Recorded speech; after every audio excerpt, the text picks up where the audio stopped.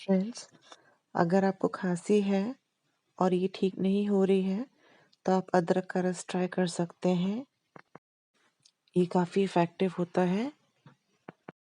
अदरक का 1 डेढ़ से 2 इंच का टुकड़ा ले लें, उसे ग्रेट करके उसका रस निचोड़ लें और इसे गैस पर हल्का गरम कर लें।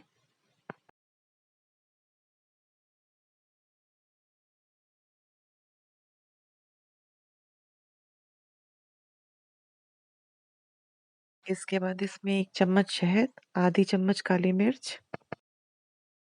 और आधी चम्मच दालचीनी डालकर खा लें। इसे दिन में 5 से 6 दफ़े लें, आपको ज़रूर फ़ायदा होगा। ये देसी नुस्खा काफ़ी इफ़ेक्टिव है। Happy winters!